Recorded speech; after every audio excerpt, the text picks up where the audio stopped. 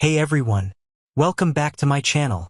Today we're going to dive into something super useful, simple English conversations that you can use in everyday situations. So, if you're looking to build confidence in English, this video is perfect for you. Whether you're meeting someone new, ordering food, or asking for directions, I'll walk you through everything, step by step. So, let's get started. Starting with the basics, greetings. When you first meet someone, there are so many ways to say hello. For example, you could say, "Hello, my name is," your name. "What's your name?" Or simply, "Hi, nice to meet you." And if someone says, "Nice to meet you" back, you can respond with, "Nice to meet you too." Let's say you're at a party or in a class. This is a great way to start a friendly conversation with someone you don't know yet.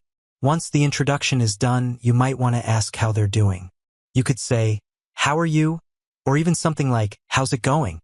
The reply could be as simple as, "I'm good. Thank you." "And you?" This kind of question is a great way to show interest and keep the conversation going. You can even add a little more by asking, "Did you have a good day?" Or, "How was your weekend?" if you're seeing them on a Monday. Now, let's talk about hobbies. This is a fun topic and a great way to get to know someone better. Try asking, "What do you like to do in your free time?" Or, "Do you have any hobbies?" Maybe they'll say something like, "I like reading and watching movies." You can follow up with what you enjoy, like, "I enjoy going for walks and listening to music." This kind of small talk helps you connect, especially when you find things you both enjoy. Now, let's say you're out somewhere and need a little help. Asking for help or information is very common, and it's simple too. If you need directions, you could ask, "Excuse me, where's the bathroom?" Or, "Can you help me find this address?" People are usually happy to help and may reply with something like, "It's right over there," or, "Sorry, I'm not sure."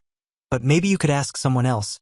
These short exchanges are practical and polite ways to get the help you need. Another important skill is how to handle conversations while shopping. Let's say you're in a store and you want to know how much something costs. You can simply ask, "How much is this?" Or maybe you're looking for a specific size or color, and you can say, "Do you have this in a different size or color?"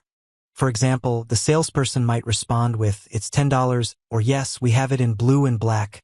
This kind of conversation is especially helpful if you're traveling or just practicing your English at a local store.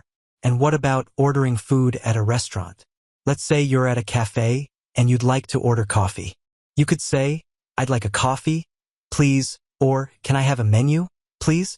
And if you want to add something specific, like no sugar, you can say, "Could I get that with no sugar?"